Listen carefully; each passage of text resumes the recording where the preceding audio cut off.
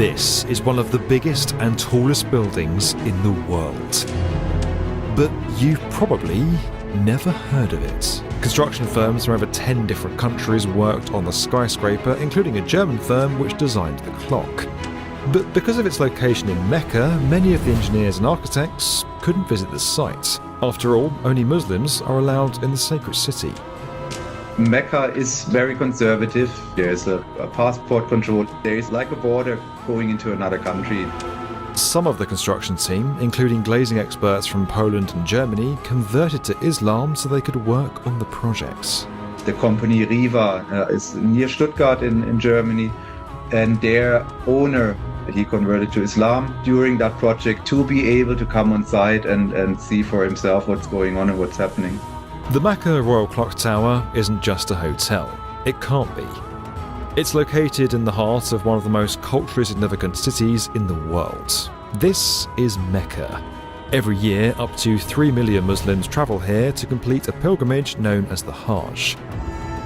Those completing the Hajj circle around the Kaaba 7 times. It's an ancient ritual that every Muslim must complete at least once in their life. This site is thousands of years old, extremely delicate and constantly crowded. And just a few hundred metres away across the road was where this enormous hotel was set to be constructed. The hotel needed to be more than just a commercial building because of its location. It needed to be something spiritual. So we started thinking about what such a building could stand for.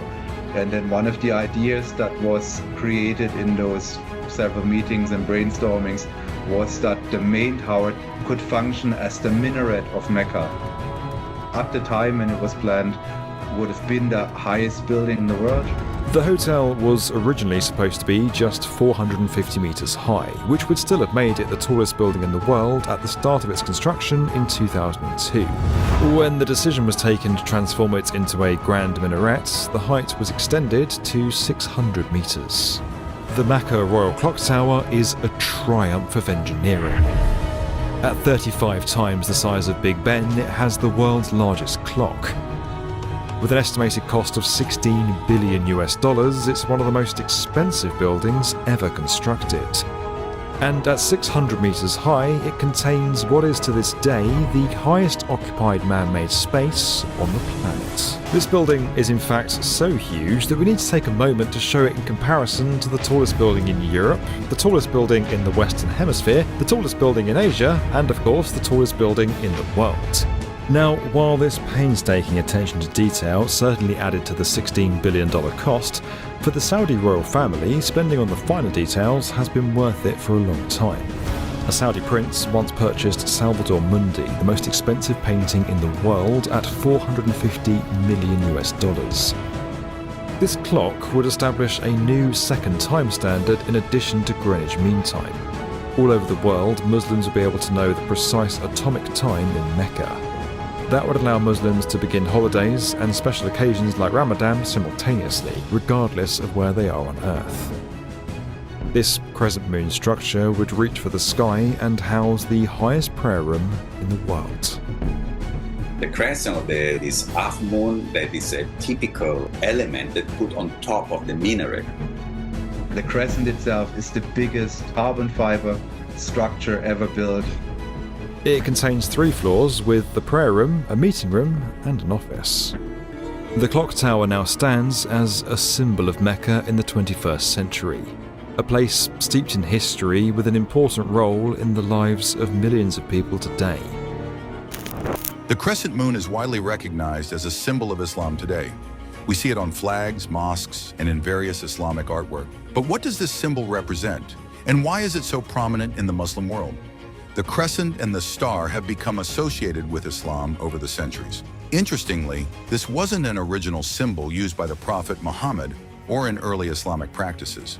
It wasn't until later, during the Ottoman Empire, that the crescent and star became emblematic of Islamic identity, particularly as the Ottoman Turks incorporated the symbol into their flags and emblems. One of the most exciting connections is with Baal worship. Baal was a god worshipped by many ancient Middle Eastern cultures, including some in Israel's neighboring nations, and sometimes even within Israel itself. The Bible mentions that Israel was punished for turning away from the worship of Yahweh to serve idols, including Baal. Baal worship was associated with symbols like bulls, celestial bodies, and possibly even the crescent. Although keeping this in the tallest place is confusing, it emerges as the symbol of worshiping Allah without their knowledge. Continue to watch. Baal was the title of the god worshipped in ancient Canaan and Phoenicia. The worship of Baal penetrated Jewish religious life during the period of the Judges, became common in Israel during the rule of Ahab, and also influenced Judah. Baal is a Canaanite and Phoenician deity, and the son of the chief god El. In artistic depictions and archaeological finds, Baal took the shape of a bull or ram and had associations with fertility. What does the Bible say about Baal? And during the time of the kings, when Israel appears to succumb most to the foreign pantheons. For instance, Hezekiah's son rebuilds the shrines of Baal and the Canaanite goddess Asherah that Hezekiah had torn down. He rebuilt the high places his father, Hezekiah, had destroyed. He also erected altars to Baal and made an Asherah pole as Ahab, king of Israel, had done. He bowed down to all the starry hosts and worshipped them. 2 Kings 21:3. In addition to Baal still influencing religions and pagan practices today, we must take note of what happened to the Israelites and vigilantly watch our churches. How many pagan ideas have we let seep in? What modern-day Baals have we worshipped in place of God? It may seem easy to point the finger at the ancient Israelites and say, how could you let a bull statue into Israel? How could you worship Baal? But if we don't exercise extreme discernment, we may find ourselves doing the same with modern-day Baals.